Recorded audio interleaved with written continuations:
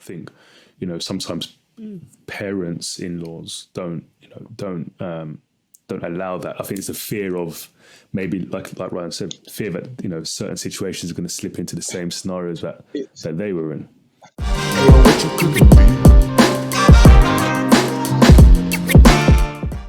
It is what it is. And I was there. I was in the room the whole time or whatever. It was me, her mum. And I remember even when my son was born, the first thing she said when she saw him, she went, "You look like your dad, man." I'll never forget it. It's like she was vexed. She was vexed. Yeah. But yeah, like I said, that whole time it wasn't nice, man. Like I said, I was young. I didn't really feel like even my older brothers didn't have children. So I couldn't really turn to my older brothers. I was the first one out of my brothers to have children. Do you see what I'm saying? So I didn't really have the outlet or an uncle I could have spoken to or whatever. So it was tough, man. So you split up while she was pregnant, right? Yeah, split up while she was pregnant, okay. You know what, as well, after that, we ended up again trying, you try, and whichever else it is, over a couple of years. We tried back and forth for a couple of years, up until I would say I was about 25, maybe. You know what it is? It's hard. Co-parenting, I think, in general, must be hard.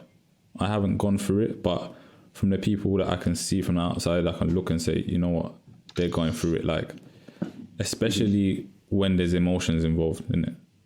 It's, I think, especially when you're young, it takes a lot of maturity to take emotions out of it and say, let's do what's best for the child. I think to some extent, people don't even think like that. It's almost impossible. It's almost impossible, to be honest with you. I felt at 19, I'm only running off of my emotions. I've never been through this before. So for me, it's almost like my heart's telling me later. She's telling me I can't see you. There's no way. I've always said that there's nobody's going to. Do you know what I mean? So all I'm doing is running off my emotions, my pride and my ego, whichever else is no one can ever tell me. And, if I sat down and probably thought about, all right, do you know what? Pacing myself and whatever, I probably wouldn't have been as stressed out. But at 19 years old, who's teaching you this? I think it's important to note that a lot of people have become parents like really young, and it's sometimes you almost held hostage to how you acted at the time when you were young, inexperienced in loads of different ways, So it's interesting. So if you think back now, your first task at co-parenting, what do you think that was, and how did you approach it? So obviously you're there for the birth, obviously, but I'm talking about now,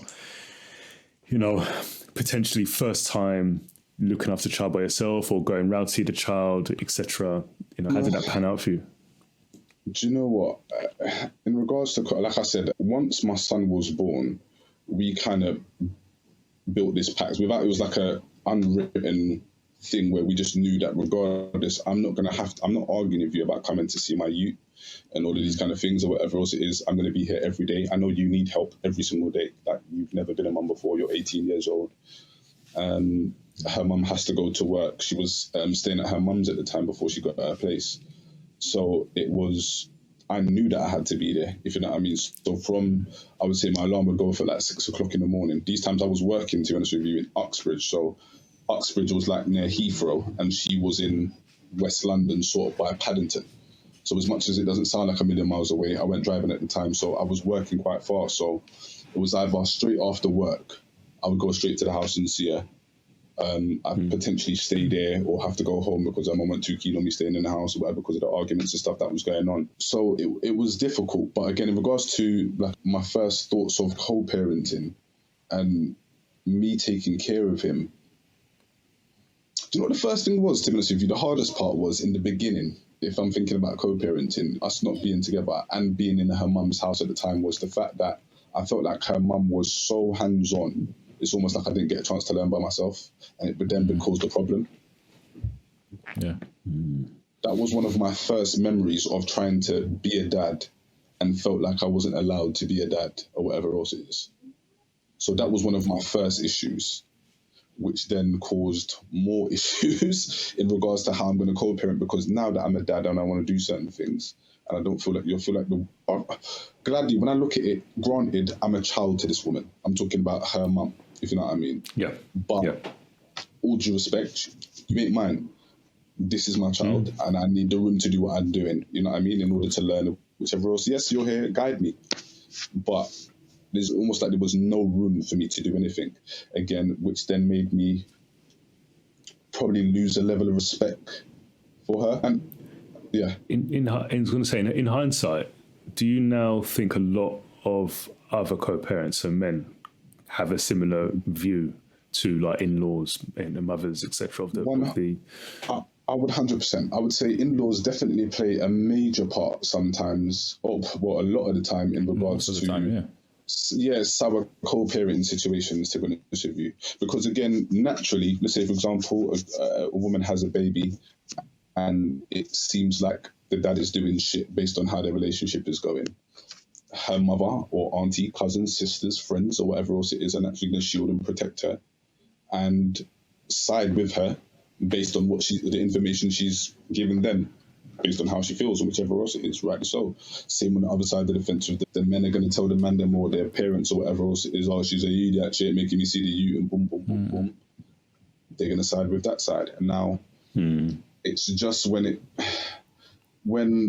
the in-laws and the other family members are now crossing with these people and it's becoming disrespectful, it's when it becomes one big massive issue. Do you know what I mean? In-laws. And I felt like, with the in-laws and family members and whatever else it is, that's when it becomes very chaotic. And it tends to happen when it's two young people in the situation, when it's two adults, if you know what I mean.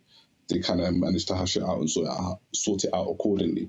When it's two young people who don't really know what they're doing and don't really know how to navigate through these situations, they tend to lean on their parents or tend to lean on their older brother or cousin or whatever else it is in these situations when shit's going sour. And I did so, and so did she. And I'm guessing a lot of other people do too, hence the bomb in regards to young co-parenting situations. Do you know what I mean? And this is the thing, like a lot of people aren't lucky enough to have parents that can give them, even though they're young, kind of give them a proper adult point of view. Sometimes even without bringing in their own emotions and how even the past relationship that they may have had in the past and their feelings towards maybe men in general. Do you see what I'm saying? Some of them bring in those things, those past traumas that they've been through themselves and kind of put it onto their sons or their daughters. And then that's projected through into the relationship. So before you've even started anything, you haven't got a chance, because you may have this woman or this father or whoever in the child's ear, like, don't let him see the child sometimes, or, do things this way, or deal with him. Or you don't need him. Me and you can do it together. Don't mind what he's saying. Yeah, don't mind what he's saying. Well, really, truly, you shouldn't be telling someone that, no matter what you've been through. Exactly. And it's so strange, right? Because it's going to say it's strange because as parents now, you do want to protect your children, right? So you can almost see how people slip into that behavior of ultimately protecting your child because you know best for your child. So therefore, it's natural. You're going to input. It's natural, but it's true in what you're saying. In that scenario, whether you're young or whether you're, slightly older, when you become a parent, that there is a element of growing up. I think you need to do, and I think, sometimes parents, in-laws don't allow that. I think it's a fear of maybe, like Ryan said, fear that certain situations are going to slip into the same scenarios that they were in. The thing is, sometimes, bro, a lot of the times with these in-law situations as well, it's a lack of information. So let's say, for example, let's hypothetically speak for example, and say my son's in a relationship with a woman and has a child, and they're having problems or whatever else it is. My son is giving me information based on how he feels and whatever else it is. That's one piece of information. If I've already made a decision on the type of person you are and all of these kind of things or whatever, based on what my son alone is telling me, I'm probably going to be somewhat misinformed somewhere because she feels a certain way about certain 100%. Things and she has a certain... Do you see what I'm saying to you? And again, I feel you. This is the problem. But again, it's somewhat natural. It is natural, but this is where adults have to remember they're adults. Do you see what I'm saying? Like, the same way adults can use the power, play thing when it suits them. You have to understand that, okay, cool, you did this.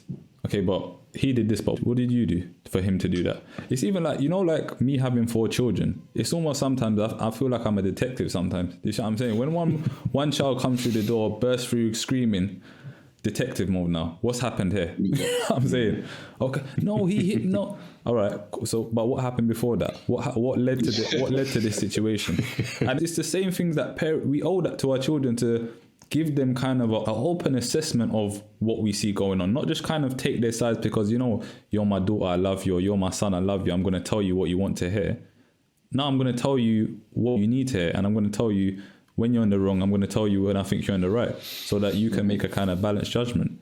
But too many times it's like, oh, you're my daughter, yeah, or you're my son, you know what, I'm just going to tell you what you want to hear, I'm going to kind of shield you and not really give you what you need, really.